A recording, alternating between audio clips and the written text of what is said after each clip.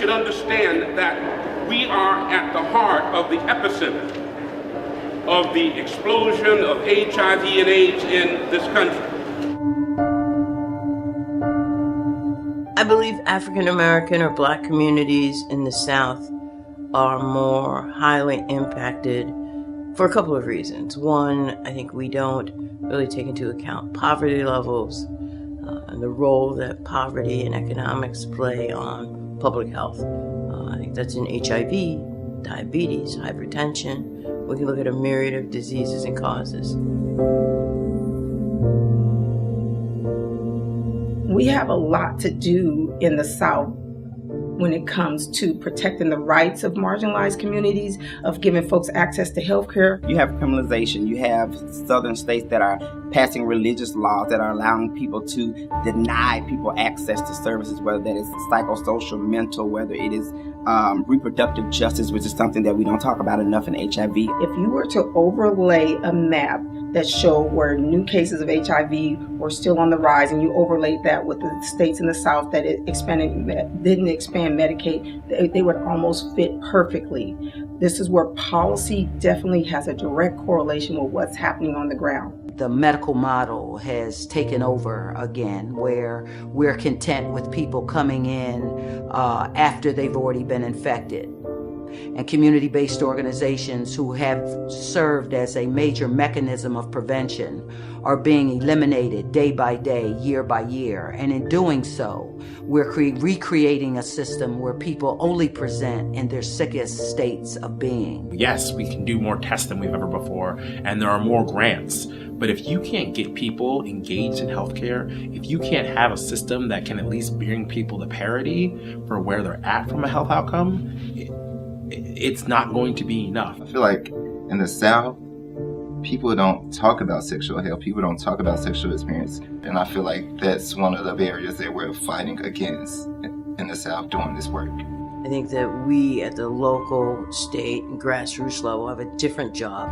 I think we have a job to get folks around public health, particularly HIV, hepatitis, substance use disorder, to get them involved in local communities. We need to be actively engaged in the political process. I believe the most urgent policy needs at the local, state, and federal level actually involve local elections. It sounds silly, but it means people getting involved with who the dog catcher is in their town. Because that's where decisions start to get made.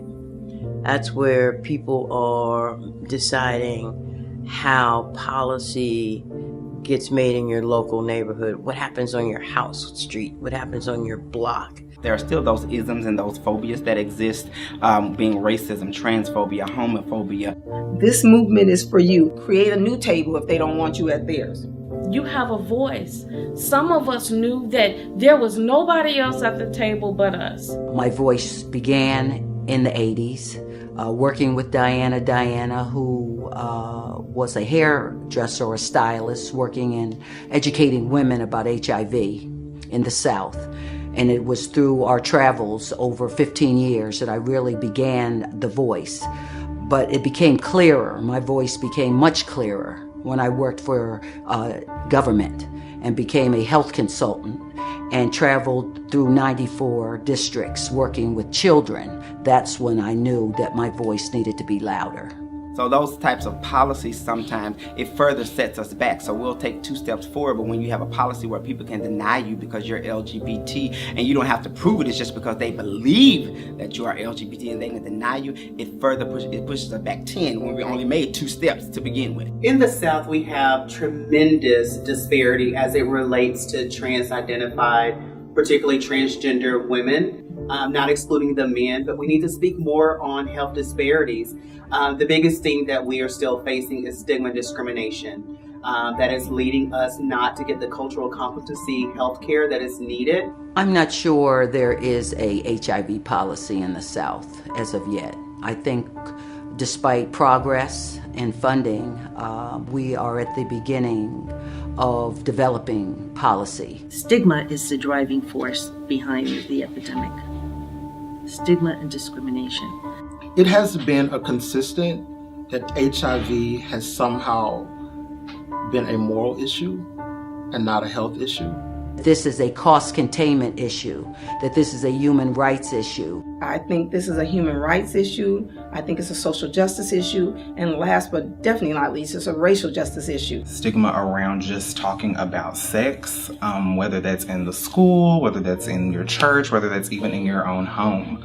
I think that we're still working against that pendulum, like to swing it like, okay, this is a health issue. This is about people who have lives, who need to be nurtured. Until we understand that and deal with the stigma of it, we'll continue to be at the beginnings of policy change. But I'm optimistic that it will come. I think if you look at Ferguson, I think Ferguson is a great example of that. That uprising in Ferguson was about the death of a person or an injustice. But the truth of the matter is that it really kind of opened our eyes to what was happening at the local level that allowed that to occur. I think the same thing's true in public health. It's not going to be anybody who comes to save us. We're also clear about that.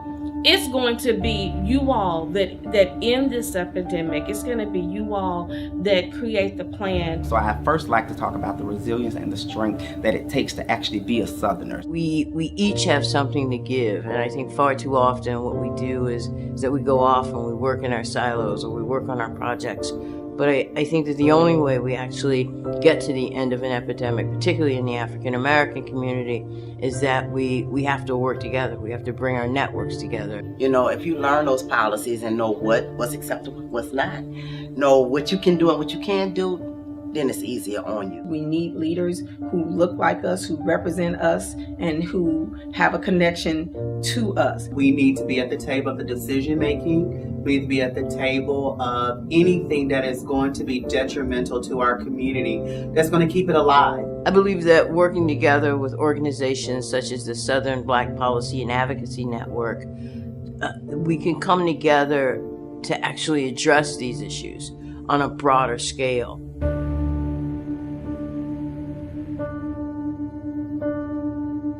When I heard about the Southern Black Policy and Advocacy Network coming into being, I was actually excited about that.